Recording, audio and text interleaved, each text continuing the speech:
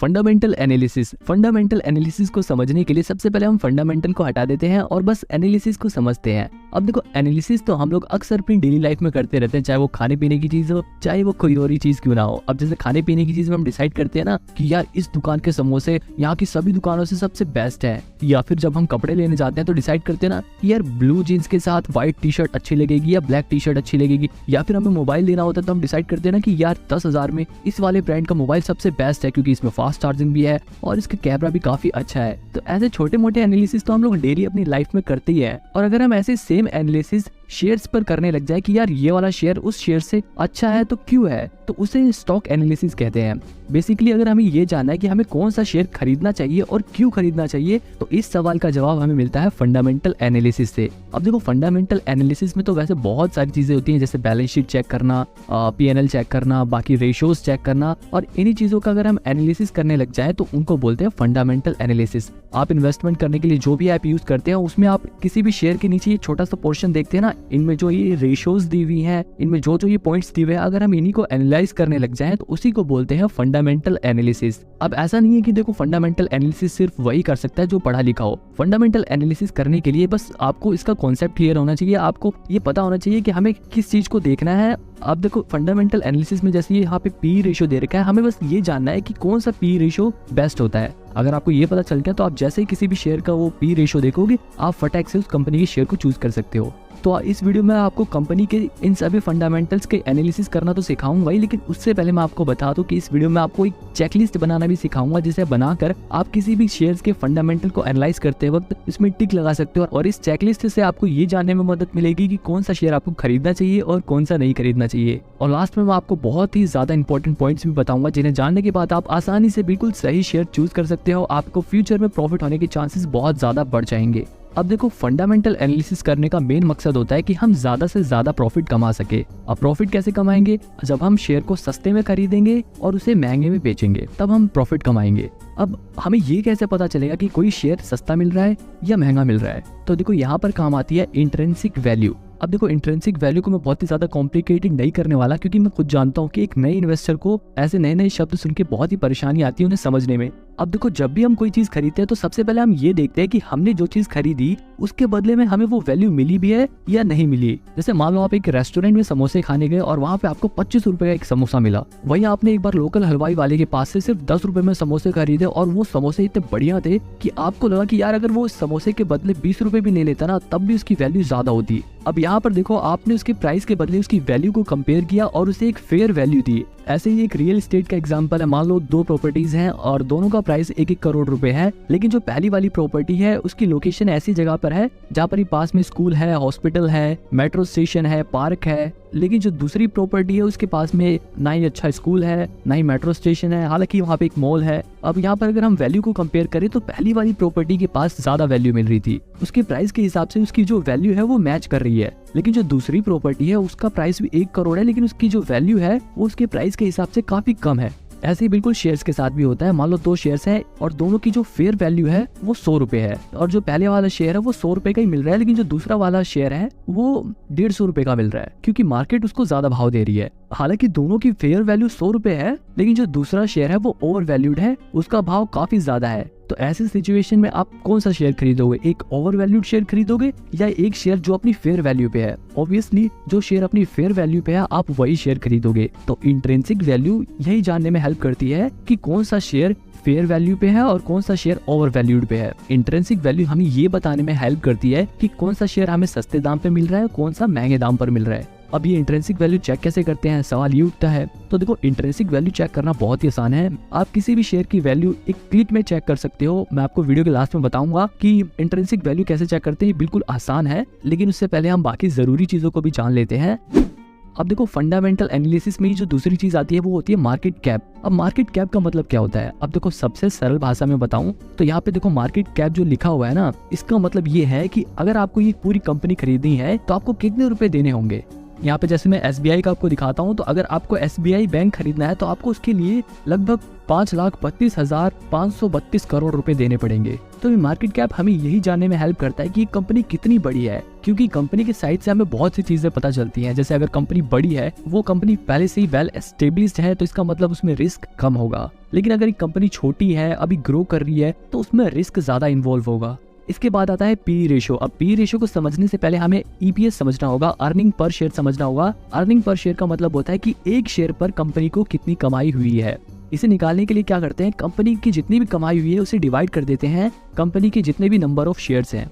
यहाँ पर अर्निंग को नंबर ऑफ शेयर से डिवाइड कर दिया तो यहाँ पर अर्निंग पर शेयर निकल जाएगी। जैसे रिलायंस इंडस्ट्रीज का अर्निंग पर शेयर कितना है, 98.38 रुपए, यानी कि लगभग 98 रुपए पर शेयर रिलायंस इंडस्ट्रीज ने कमा के दिए हैं। पी रेशो का मतलब क्या था, पी रेशो का मतलब ये था प्राइस अपॉन में अर्निंग। अब यहाँ पे प्राइस कितना है, जैसे यहाँ पे लगभग प्राइस है 2500 रुपए, 2480 रुपए लगभग प्राइस है। उसको अगर हम डिवाइड कर देंगे अर्निंग पर शेयर से तो हमारा पी रेशो निकल जाएगा। जैसे यहाँ पर पी रेशो दिया हुआ है 25.68। पी रेशो किस काम आता है, मेन बात तो यही है। कैसे निकलता है उससे हमें उतना मतलब नहीं है, लेकिन मेन बात तो यही है कि आखिर इसे देखकर क्या पता लगाया जाता है। तो देखो, पी रेशो देखकर हमें साफ सीधी बात है ये पता लगाया जाता है कि किस कंपनी में हमें कितने रुपए लगाएंगे तो कितने रुपए का प्रॉफिट होगा। जैसे रिलायंस में अगर आप लगभग 25 रुपए लगाओगे तो आपको 1 रुपए की कमाई होगी। तो मतलब बिल्कुल साफ है कि पी रेशो को देखकर हमें ये पता चल जाएगा कि किसी भी कंपनी में हमें 1 रुपए कमाने के लिए कितने रुपए लगाने पड़ेंगे। अब जब भी हमें पी रेशो देखना है तो हमें ये खुद से सवाल पूछना है कि क्या हम एक ऐसी कंपनी में पैसे लगाएं जहाँ पर हमें 25 रुपए देकर साल का 1 रुपए कमाएंगे, या एक ऐसी कंपनी में पैसे लगाएं जहाँ पर हम 10 रुपए देकर साल का 1 रुपए कमाएं, क्योंकि पैसे तो हमारे पास लिमिटेड है। अब देखो कौन सा पी रेशो अच्छा होता है। अब यहाँ पे तो 25 का दिया हुआ है, तो हमें ये कैसा पता चलेगा कि कौन सा पी रेशो अच्छा है और कौन सा बेकार। पी रेशो जितना कम हो उतना अच्छा माना जाता है। अगर पी रेशो वैसे 20 से कम हो तो उसे अच्छा माना जाता है, लेकिन अगर 1, 2, 3 हो तो वो सबसे बेस्ट होते हैं, क्योंकि 1 का पी रेशो का मतलब होता है कि आपको सिर्फ 1 रुपए लगाने पर 1 रुपए की कमाई होगी साल में। जैसे मैं यहाँ पे आपको टाटा स्टील का शेयर दिखाता हूँ और यहाँ पे आप टाटा स्टील में देखो तो उसका पी रेशो लगभग 5 रुपए का है। वही रिलायंस इंडस्ट्रीज का जो पी रेशो लगभग 25 रुपए का था। अब आप ये खुद से डिसाइड करो कि आप ऐसी जगह पर पैसे लगाओगे जहाँ पर आपको 25 रुपए लगाने पर साल में 1 रुपए की कमाई हो, या आप एक ऐसी कंपनी में पैसे लगाओगे जहाँ पर आपको 5 रुपए लगाने पर साल में 1 रुपए की कमाई हो। ऐसे सवाल आपको खुद से पूछने हैं। तो पी रेशो आपको यही जानने में हेल्प करेगा कि आप कहाँ पर कम पैसे लगाकर भी ज्यादा मुनाफा कमा सकते हो। लेकिन देखो कई बार क्या होता है कि पी रेशो ज्यादा भी होता है, लेकिन तब भी वो शेयर फायदेमंद होता है। अब कुछ इंडस्ट्रीज ऐसी होती है जिनका पी रेशो पहले से ही हाई रहता है, तो क्या हम उन कंपनी के शेयर को नहीं खरीदेंगे? इसीलिए सिर्फ हम पी रेशो को देखकर हम शेयर नहीं खरीदते। कई बार हम पी रेशो को देखने से पहले हम सबसे पहले इंडस्ट्री के पी रेशो को चेक करते हैं। अब देखो यहाँ पर मैं आपको अडानी पावर का पी रेशो दिखाता हूँ। वैसे तो देखो 1-2 का पी रेशो बेस्ट होता है, लेकिन अडानी पावर का पी रेशो लगभग 10.5 रुपए का है। तो क्या ये शेयर बेकार है? ये जज करने से पहले हमें उसके इंडस्ट्री पी रेशो को देखना होगा, क्योंकि देखो यहाँ पे उसका इंडस्ट्री पी रेशो ही 17.5 रुपए का है। यानी कि जो ऐसी कंपनियां हैं जो पावर जनरेट करती हैं, उस इंडस्ट्री की कंपनी के पी रेशो ऑलरेडी हाई रहता है। लेकिन यहाँ पर हम देख रहे हैं कि 17.5 का पी रेशो होता है, लेकिन इस कंपनी का पी रेशो तो सिर्फ 10.5 का है। यानी कि इस इंडस्ट्री के मुकाबले इस शेयर का पी रेशो काफी अच्छा है। आई थिंक अब आपको पी रेशो क्लियर हो गया होगा। इसके अलावा एक होता है पीबी रेशो। अब पीबी रेशो को समझने से पहले हम बुक वैल्यू को समझते हैं, क्योंकि पीबी रेशो उसी से रिलेटेड है। तो बुक वैल्यू का मतलब होता है कि अगर मान लो आज ही के दिन ये कंपनी बंद हो जाए तो आपको एक शेयर के बदले कितने रुपए मिलेंगे, ये डिपेंड करता है बुक वैल्यू पर। जैसे मैं आपको वापस SBI का ही शेयर दिखाता हूँ, तो यहाँ पर आप देखो SBI का जो शेयर प्राइस है वो लगभग 590 रुपए के आसपास है। अब उसकी जो बुक वैल्यू है वो 373 रुपए के आसपास है, यानी 373 रुपए के आसपास है। इसका मतलब ये है कि अगर आज ही के दिन SBI बैंक बंद हो जाए तो आपको एक शेयर पर 373 रुपए मिलेंगे। तो बुक वैल्यू का मतलब ये था। और इस पीबी रेशियो का मतलब क्या था? इस पीबी रेशियो का मतलब था price divided upon book value. यहाँ पे जैसे प्राइस लगभग 592 रुपए है और उसकी जो बुक वैल्यू है वो लगभग 373 रुपए है। तो अगर हम इसको डिवाइड कर देंगे तो हमारी जो पीबी रेशियो है वो निकल जाएगी 1.74 की। तो सिंपल सी बात है, यहाँ पर पीबी रेशियो को देखकर आपको ये पता चलता है कि आपको लगभग 1.74 रुपए अगर आपने लगाए हैं तो उसके बदले आपको 1 रुपए मिलेंगे अगर ये कंपनी आज के दिन ही बंद हो जाती है। यहाँ पर हम रिलायंस का एग्जांपल लेते हैं। यहाँ पर देखो रिलायंस इंडस्ट्रीज का जो शेयर प्राइस है वो लगभग 2480 रुपए है और उसकी जो बुक वैल्यू है वो लगभग 1200 रुपए है। इसका मतलब ये है कि अगर रिलायंस इंडस्ट्रीज आज के दिन ही बंद हो जाती है तो आपको एक शेयर पर लगभग 1200 रुपए मिलेंगे। बुक वैल्यू का मतलब हमें आज ही के दिन अगर कंपनी बंद होती है तो कितने रुपए मिलेंगे, और पीबी रेशियो का मतलब था प्राइस अपॉन में बुक वैल्यू। जैसे कि यहाँ पर रिलायंस का जो प्राइस था वो लगभग 2500 रुपए का था और उसकी जो बुक वैल्यू है वो लगभग 1200 रुपए की है। तो इन दोनों को डिवाइड करेंगे तो यहाँ पर इसका पीबी रेशियो निकलता है 2.19। यानी कि अगर आज ही रिलायंस इंडस्ट्रीज बंद हो जाती है तो आपको 2 रुपए पर 1 रुपए आपको मिल जाएंगे। आई थिंक अब आपको पीबी रेशियो समझ आ चुका होगा, लेकिन कौन सा पीबी रेशियो अच्छा होता है ये हमें कैसे पता चलेगा? तो देखो, जितना पीबी रेशियो कम हो उतना ही बेटर है। 1 का 2 का पीबी रेशियो सबसे बेस्ट होता है। इसके बाद आता है debt to equity. Debt to equity ratio भी बहुत ही इंपॉर्टेंट होता है, क्योंकि इसे भी देखकर हम कंपनी के बारे में काफी कुछ पता लगा सकते हैं। देखो, डेटर वो होते हैं जो कंपनी को उधार देते हैं ब्याज के बदले में, और इक्विटी वो होती है जो कंपनी को ओनरशिप के बदले में पैसा देते हैं। इक्विटी होल्डर कंपनी के मालिक होते हैं और डेटर्स जो होते हैं वो कंपनी के कर्जदार होते हैं। अब यहाँ पर खुद ही लॉजिक लगाओ, अगर कंपनी के डेटर्स ज्यादा हो जाए, यानी कि अगर कंपनी ने ज्यादा लोगों से उधार ले रखा है, तो वो भी कंपनी के लिए अच्छा नहीं है। अगर कंपनी के बहुत सारे मालिक ही हो जाए तब भी वो भी कंपनी के लिए अच्छा नहीं है। तो डेट टू इक्विटी जो रेशियो होता है वो एक बैलेंस रेशियो होना चाहिए, और इसी चीज का पता हम डेट टू इक्विटी रेशियो को देखकर लगाएंगे। अब जैसे यहाँ पर हम रिलायंस इंडस्ट्रीज के शेयर को देखें तो यहाँ पर इसका डेट टू इक्विटी रेशियो दिया हुआ है 0.40, डेट ऊपर और इक्विटी नीचे। अब जैसे मैं यहाँ पर वापस SBI का एग्जांपल लेता हूँ और यहाँ पर हम देखो डेट टू इक्विटी रेशियो को देखें तो 1.55 लिखा है। इसका मतलब ये है कि लगभग 1 रुपए की इक्विटी पर लगभग 1.5 रुपए का कर्ज SBI बैंक ने ले रखा है। कर्ज जितना ज्यादा होगा कंपनी के लिए उतना ही बेकार है,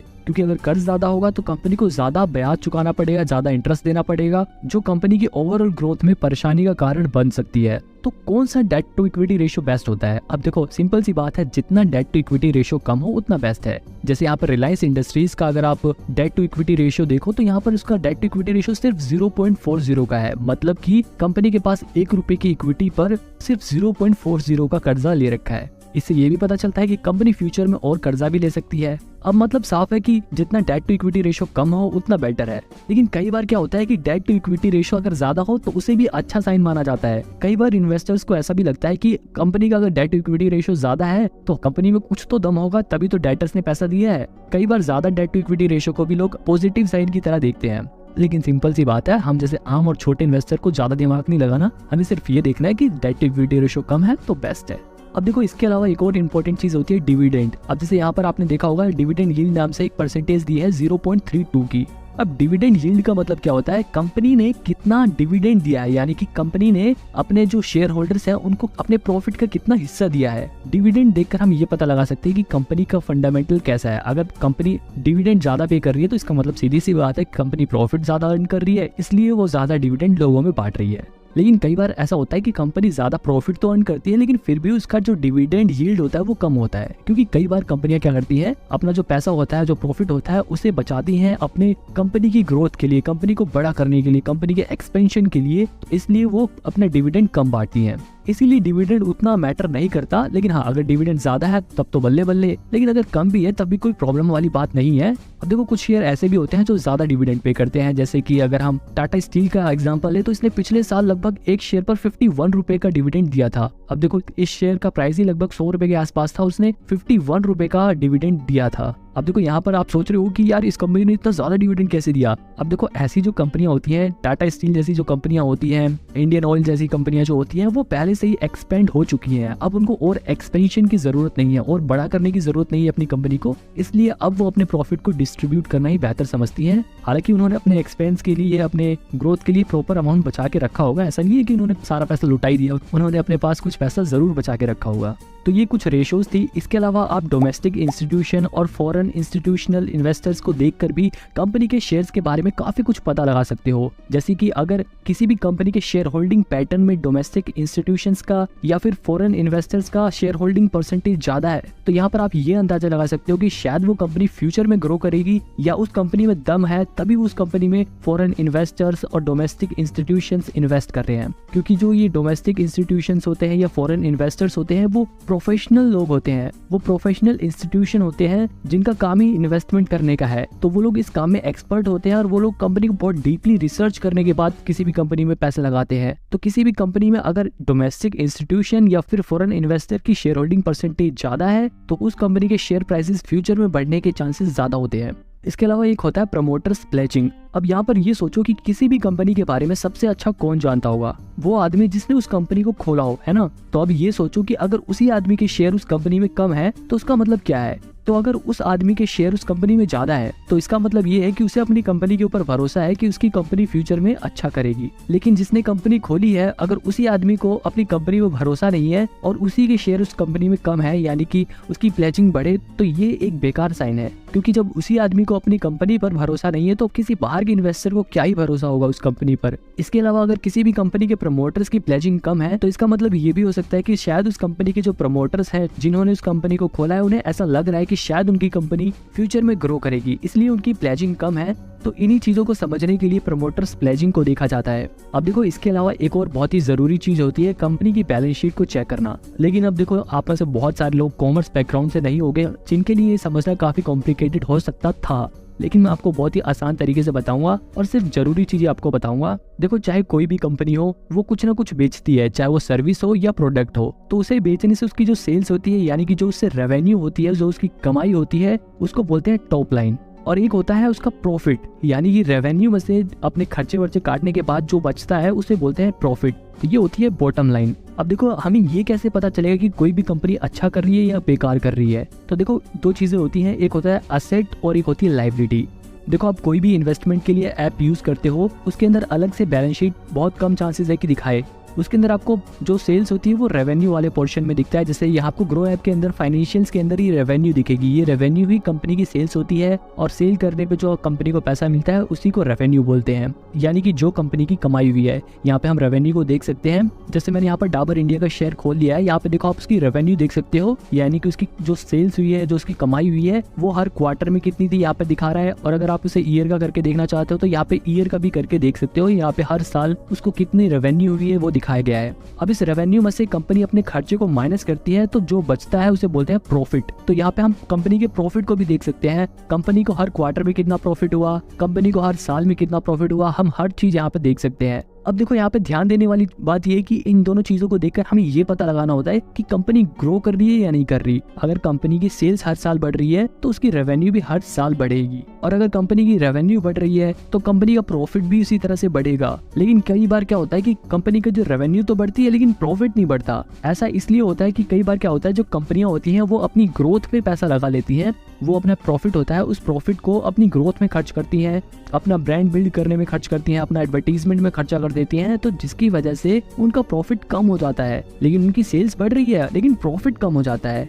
तो इस केस में हमें एक और चीज देखनी होती है, वो होती है नेट वर्थ। जैसे यहाँ पर आप इस शेयर की नेट वर्थ भी देख सकते हो। नेट वर्थ से हमें क्या पता लगता है कि कंपनी की जो वैल्यू है, यानी कि हर साल कंपनी की जो वैल्यू कितने की है। मान लो जैसे 2018 में डाबर इंडिया 5,700 करोड़ की थी, अगले साल उसकी वैल्यू थोड़ी सी गिर गई, 5,600 करोड़ की वैल्यू हो गई। लेकिन 2020 में उसकी वैल्यू 6,600 करोड़ बढ़ गई, यानी कि 1,000 करोड़ बढ़ी। फिर अगले साल लगभग 1,000 करोड़ की उसकी वैल्यू बढ़ी, और अगले साल फिर उसकी वैल्यू बढ़ी है, और 2022 में भी उसकी वैल्यू बढ़ी है। यहाँ पर आप नेट वर्थ को देखकर अंदाजा लगा सकते हो कि कंपनी हर साल ग्रो कर रही है, हर साल कंपनी और भी बड़ी होती जा रही है। तो बिल्कुल सिंपल, आपको बहुत सारी बैलेंस शीट चेक नहीं करनी, आप इन्हें देखकर भी काफी कुछ अंदाजा लगा सकते हो। हाँ, ऑब्वियसली अगर आपको डीप एनालिसिस करना है, आपको काफी गहराई में एनालिसिस करना है, तो उसके लिए तो बैलेंस शीट जरूरी है। लेकिन अगर आप इतना काम भी कर लेते हो तो 90% चांसेस है कि आप सही शेयर चूज करोगे और आपको अच्छा खासा रिटर्न भी मिल जाएगा।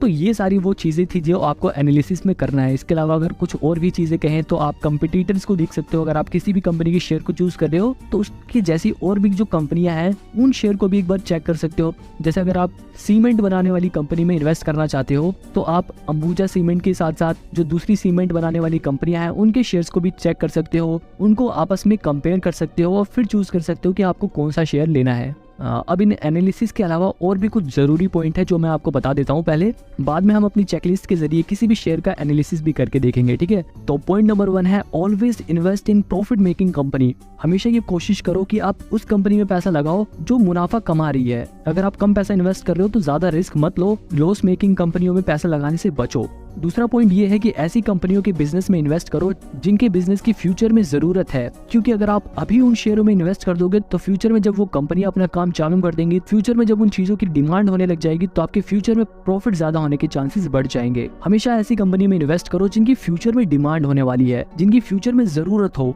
अब ये आपको खुद से पता लगाना है। जैसे एग्जांपल के तौर पर एक कंपनी है कोल इंडिया, जो कि फंडामेंटली ठीक ठाक है। अब कोल इंडिया क्या करती है, वो कोयला निकालती है। अभी के हिसाब से तो वो कंपनी ठीक है, लेकिन फ्यूचर के प्रोस्पेक्टिव से ये कंपनी बेकार है, क्योंकि फ्यूचर में कोयले को एनर्जी के सोर्स की तरह कम इस्तेमाल किया जाएगा। इसकी जगह इस्तेमाल की जाएगी ग्रीन एनर्जी। तो आपको ऐसे शेयर पे फोकस करना है जो ग्रीन एनर्जी प्रोड्यूस करने में लगे हुए हैं। और जैसे कि आप अडानी ग्रीन के शेयर का एग्जांपल ले सकते हो। इस शेयर का प्राइस इतना ज्यादा क्यों बढ़ रहा है, क्योंकि इस कंपनी की फ्यूचर में डिमांड होने वाली है, इसीलिए इस कंपनी का प्राइस बढ़ रखा है। ऐसे ही आपने सुना होगा कि टेस्ला का भी शेयर प्राइस काफी ज्यादा हाई है, क्योंकि ऐसी चीजों की नीड फ्यूचर में है, इसीलिए ऐसे शेयर्स का प्राइस बढ़ रखा है। तो हमेशा ऐसी कंपनी में इन्वेस्ट करो जिसकी जरूरत फ्यूचर में हो। तीसरा पॉइंट ये है कि आप ऐसी कंपनियों में भी इन्वेस्ट कर सकते हो जिनकी मोनोपोली है, जैसे कि IRCTC।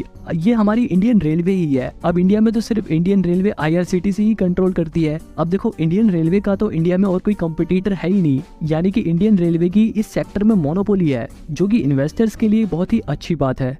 पॉइंट नंबर 4 भी इसी से मिलता जुलता है। ऐसी कंपनियों में इन्वेस्ट करने से बचो जिनके कॉम्पिटिटर बहुत ही तगड़े हैं। किसी भी कंपनी के जितने कम कॉम्पिटिटर हो उतना बढ़िया है। पॉइंट नंबर 5 है growth in profit and wealth. आप कभी भी किसी कंपनी के शेयर खरीदने से पहले ये देखो कि क्या वो कंपनी प्रॉफिट कमा रही है, और अगर वो कंपनी प्रॉफिट कमा रही है तो क्या उस कंपनी का प्रॉफिट धीरे धीरे हर साल बढ़ रहा है या नहीं बढ़ रहा, क्या उस कंपनी की वेल्थ धीरे धीरे बढ़ रही है या नहीं बढ़ रही, क्या वो कंपनी ग्रो कर रही है। इन्हीं चीजों को देखकर आपको ये पता चलेगा कि क्या वो कंपनी समय के साथ साथ बड़ी हो रही है या नहीं हो रही। पॉइंट नंबर 6 है पीयर कंपैरिजन। शेयर खरीदने से पहले आप पीयर कंपैरिजन करो। पीयर कंपैरिजन का मतलब है, सपोज करो एक सीमेंट बनाने वाली कंपनी है। अब ये देखो बाकी जो सीमेंट बनाने वाली कंपनियां हैं उनका प्राइस क्या है, क्या बाकी जो कंपनी है वो भी फंडामेंटली स्ट्रॉन्ग है या नहीं है, और फिर उन सभी एक जैसी कंपनियों को आपस में कंपेयर करने के बाद उनमें से बेस्ट चुनो। इसके अलावा पॉइंट नंबर 7 है एक्सेस टू न्यूज। हमेशा आपके पास लेटेस्ट न्यूज होनी चाहिए, क्योंकि न्यूज के जरिए हम अवेयर रहते हैं, और अगर हम अवेयर रहते हैं तो हम अपने रिस्क को कम कर सकते हैं और आने वाली अपॉर्चुनिटी का फायदा उठा सकते हैं। जैसे अडानी के शेयर्स गिरने वाले थे, जिन्होंने न्यूज देखी और वो अवेयर हो गए, वो पहले से ही उन्होंने अपने शेयर बेच दिए, जिसकी वजह से उनको लॉस कम हुआ। इसके अलावा एक आखिरी पॉइंट और है जो वैसे तो बहुत मामूली सा है, लेकिन ये बहुत ही इंपॉर्टेंट है। आपकी अपनी रिस्क कैपेसिटी क्या है। आप अपने आप को देखो कि आप कैसे इन्वेस्टर हो, क्या आप रिस्क उठा सकते हो या नहीं उठा सकते। अगर आप रिस्क नहीं लेना चाहते तो आप लार्ज कैप कंपनीज में इन्वेस्ट कर सकते हो, जहाँ पे रिस्क कम होता है, हालांकि प्रॉफिट भी थोड़ा कम होता है, लेकिन रिस्क बिल्कुल कम रहता है। तो अपने आप को पहचानो कि आप कैसे इन्वेस्टर हो, क्या आप एक रिस्क टेकर हो या नहीं हो। तो ये कुछ जरूरी पॉइंट्स थे जो आपको शेयर्स खरीदने में काफी हेल्प करेंगे। तो जैसा कि मैंने आपको वीडियो में बताया था कि अब हम एक चेकलिस्ट बनाना सीखेंगे, जिससे आपको शेयर को चूज करने में काफी मदद मिलेगी। तो ये चेकलिस्ट बनानी कैसे है ये मैं आपको बताता हूँ। आप कोई भी एक पेपर लो और जैसा मैं वीडियो में दिखा रहा हूँ आप वैसा वैसा कॉलम बनाते जाओ। तो एक बढ़िया चेकलिस्ट में आपको क्या करना है, सबसे ऊपर एक कॉलम बनाना है इंट्रिंसिक वैल्यू का, जिसमें आप शेयर की इंट्रिंसिक वैल्यू को कंपेयर करके टिक लगाओगे। अब ये कैसे करना है मैं आपको बताऊंगा, ये बड़ा ही आसान है, बिल्कुल टेंशन लेने की जरूरत नहीं है। दूसरा कॉलम बनाना है पी रेशो का। पी रेशो को मैंने जैसे बताया था कि जितना कम पी रेशो हो उतना बढ़िया है, लेकिन ये ध्यान रखना कि पी रेशो नेगेटिव में ना हो, क्योंकि नेगेटिव का मतलब होता है कि वो कंपनी लॉस में है। पी रेशो जितना कम हो, 1 का हो, 2 का हो तो बढ़िया है। इसके अलावा तीसरा कॉलम बनाना है हमें पीबी रेशो का। पीबी रेशो भी अगर 1 और 2 से कम है तो आपके लिए बेस्ट रहेगा। इसके अलावा फोर्थ कॉलम बनाना है आपको डेट टू इक्विटी रेशो का, जिसमें हम शेयर्स की डेट टू इक्विटी रेशो को चेक करेंगे। अब डेट टू इक्विटी रेशो में आपको क्या देखना है कि कंपनी के जो डेट टू इक्विटी रेशो है वो 1 या 2 से कम होनी चाहिए। मतलब जितना भी कंपनी ने इक्विटी होल्डर से पैसा ले रखा है उतना ही कंपनी डेटर से भी पैसा ले सकती है या उससे डबल ले सकती है, लेकिन अगर डबल से ज्यादा पैसे अगर डेटर से ले रखे हैं तो आपको ऐसी कंपनियों से बचना है। ठीक है। अब कॉलम नंबर 5 रहेगा हमारा शेयर होल्डिंग पैटर्न। इसमें हमें ये देखना है कि क्या कंपनी के प्रमोटर्स के पास, फॉरेन इंस्टीट्यूशंस के पास, डोमेस्टिक इंस्टीट्यूशंस के पास ज्यादा से ज्यादा शेयर्स का हिस्सा है या नहीं है। मतलब जितना ज्यादा इनका शेयर होल्डिंग पैटर्न रहेगा उतना ही आपके लिए बढ़िया है। 6th कॉलम हमारा रहेगा रेवेन्यू का, जिसमें हम ये देखेंगे कि क्या कंपनी प्रॉफिट कमा रही है, और अगर प्रॉफिट कमा रही है तो क्या उसका प्रॉफिट हर साल धीरे धीरे बढ़ रहा है या नहीं बढ़ रहा। ये कुछ मेन कॉलम थे। इसके अलावा अगर आप अपने हिसाब से भी कुछ कॉलम ऐड करना चाहो तो आप उसे ऐड कर सकते हो।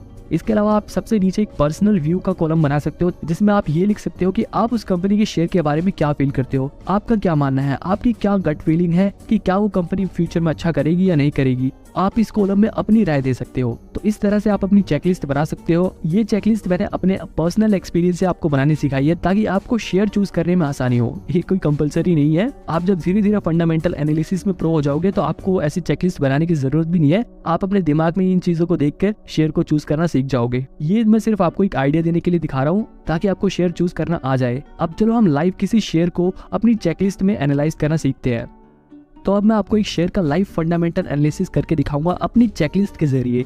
यहाँ पे मैं टाटा स्टील का शेयर लेने की सोच रहा हूँ, तो अब मैं कैसे इसको फंडामेंटली एनालाइज करूंगा अपनी चेकलिस्ट के जरिए। ये देखो, यहाँ पे देखो जो टाटा स्टील का शेयर प्राइस है वो 108 रुपए है। अब मेरे को इसकी इंट्रिंसिक वैल्यू पता लगानी है ताकि मुझे ये पता चल सके कि क्या ये शेयर सस्ते में मिल रहा है या महंगे में मिल रहा है। सस्ते में मतलब अंडर वैल्यू, या फिर ये शेयर महंगा है यानी कि ओवर वैल्यूड है। तो ये चेक करने के लिए मेरे को क्या करना पड़ेगा। वैसे मैं आपको बता दूं, आप अगर इंट्रिंसिक वैल्यू चेक करोगे तो आपको बाकी जो स्कैनर्स होते हैं उसके अंदर आपको पैसे पे करने पड़ेंगे, लेकिन मैं आपको फ्री में बताता हूँ। इंट्रिंसिक वैल्यू चेक करना बिल्कुल आसान है। आप बस गूगल पे जाओ और टाटा स्टील इंट्रिंसिक वैल्यू लिखकर सर्च करो, आपको सबसे ऊपर यहाँ पे दिखा देगा। जैसे यहाँ पे देखो दिखा रहा है टाटा स्टील की इंट्रिंसिक वैल्यू 184.47 है, यानी कि उसकी इंट्रिंसिक वैल्यू 184 रुपए है। लेकिन अभी वो शेयर कितने का मिल रहा है? अभी वो शेयर मिल रहा है 108 रुपए का। करेंटली वो 108 रुपए का मिल रहा है, लेकिन उसकी इंट्रिंसिक वैल्यू 184 रुपए की है। इसका मतलब ये है कि वो अभी अंडर वैल्यूड है। वैसे उसकी कीमत होनी चाहिए थी 184 रुपए,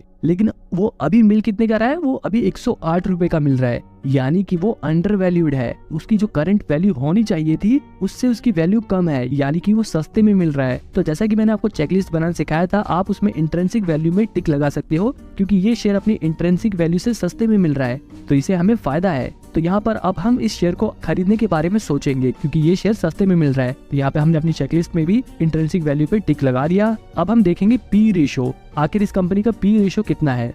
तो देखो, पी रेशो देखने के लिए हम सीधे नीचे स्क्रॉल करेंगे और फंडामेंटल्स में देखेंगे। इसका पी रेशो दिखा रहा है 7.76 का। मैंने जैसा कि आपको बताया था कि पी रेशो जितना कम हो उतना बढ़िया होता है। 1 और 2 का तो सबसे बढ़िया होता है, लेकिन यहाँ पर देखो इसका पी रेशो 7.76 का है। तो क्या ये शेयर बुरा है? देखो, यहाँ पर ये डिसाइड करने से पहले आप इंडस्ट्री के पी रेशो को देखो कि इस इंडस्ट्री का पी रेशो कितना होता है। यहाँ पे देखो इसका इंडस्ट्री पी रेशो 11.54 का है, लेकिन इस कंपनी का पी रेशियो कितना है? 7.76 का, यानी कि इंडस्ट्री के हिसाब से तो ये कंपनी काफी बढ़िया है। इसका पी रेशियो भी अच्छा है। तो यहाँ पर हम अपने पी रेशियो वाले कॉलम में भी टिक लगा देंगे, क्योंकि इसका पी रेशियो इंडस्ट्री के पी रेशियो से कम है।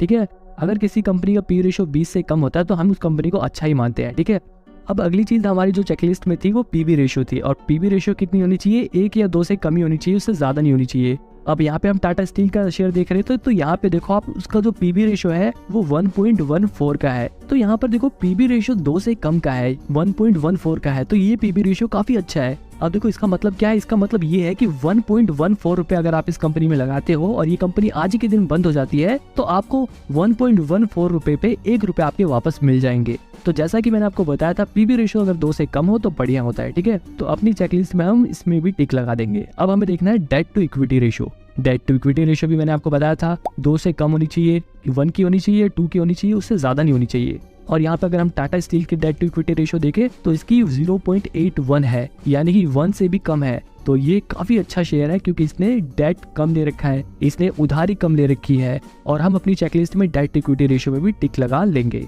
इसके बाद था share holding pattern. Share holding pattern देखने के लिए हमें थोड़ा और नीचे आना पड़ेगा, और यहाँ पे हम, लेकिन यहाँ पे ग्रो ऐप में टाटा स्टील का शेयर होल्डिंग पैटर्न नहीं दिखा रहा। तो देखो कोई भी प्रॉब्लम नहीं है, जो चीज आपको अपने ब्रोकर के ऐप पे ना दिखाए आप उसे सिंपली गूगल कर सकते हो। अब जैसे यहाँ पे हम गूगल करेंगे share holding pattern of Tata steel, तो यहाँ पे मैं इस लिंक पे क्लिक करता हूँ और सिंपली यहाँ पे हमें दिखा देगा कि टाटा स्टील का शेयर होल्डिंग पैटर्न कितना है। अब यहाँ पे देखो उसके ज्यादातर शेयर उसके प्रमोटर के पास है, ऑलमोस्ट 34% उसके जो शेयर्स है उसके प्रमोटर्स के पास है। बाकी म्यूचुअल फंड यानी कि डोमेस्टिक इंस्टीट्यूशंस के पास 8% शेयर है, और फॉरेन इंस्टीट्यूशन के पास 21% शेयर है। तो ऑलमोस्ट अगर देखा जाए तो 65 से जो 70% शेयर्स हैं वो प्रमोटर्स और फॉरेन इंस्टीट्यूशन और डोमेस्टिक इंस्टीट्यूशंस के पास है। तो यहाँ पर देखा जाए तो शेयर होल्डिंग पैटर्न भी शेयर का काफी बढ़िया है, तो हम यहाँ अपनी चेकलिस्ट में इस पे भी टिक लगा लेंगे। अब हमें फाइनली देखनी है रेवेन्यू कि क्या वो कंपनी प्रॉफिट कमा रही है। तो यहाँ पे देखें हम रेवेन्यू में जो टाटा स्टील है हर क्वार्टर में बढ़िया प्रॉफिट कमा रही है। ईयरली देखें तो ईयरली उसका हर साल प्रॉफिट बढ़ता ही जा रहा है। देखो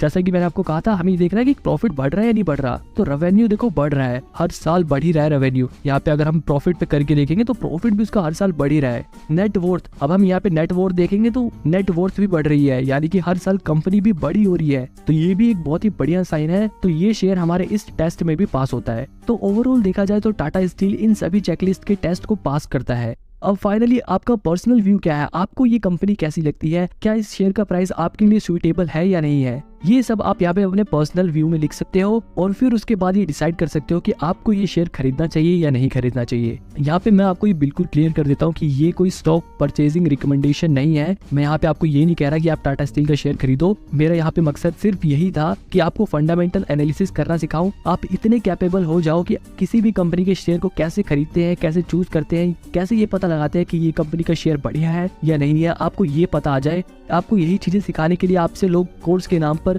हजारों रुपए ले लेते हैं। यहाँ पे मैं आपको ये चीज बिल्कुल फ्री में सिखा रहा हूँ और बहुत ही सिंपल तरीके से समझाने की कोशिश करी है। अगर आपको कहीं कोई चीज समझ ना आई हो तो आप मेरे को कमेंट में बता के पूछ सकते हो। फाइनली मैं यही कहूंगा कि ये वीडियो आपको सिर्फ सिखाने के लिए थी। आप इस वीडियो को देखने के बाद आप जब सीख जाओगे कि कैसे फंडामेंटल एनालिसिस करते हैं तो आप खुद से अपने हिसाब से शेयर चूज करो। किसी की भी राय मत लिया करो शेयर खरीदते वक्त। आप अपना पर्सनल व्यू देखा करो कि आपको क्या लगता है उस शेयर के बारे में, आप फिर उसे खरीदो। और ऐसे ही बढ़िया कंटेंट देखने के लिए आप चैनल को सब्सक्राइब कर लो। काफी मेहनत लगी है भाई। अगर आपको ये वीडियो पसंद आई तो वीडियो को लाइक करके मुझे कमेंट में बेस्ट पार्ट बताओ और चैनल को सब्सक्राइब कर लो ताकि आपको ऐसे ही वैल्यूएबल कंटेंट फ्री में मिले। आप फ्री में अच्छी चीजें सिंपल लैंग्वेज में सीख सके।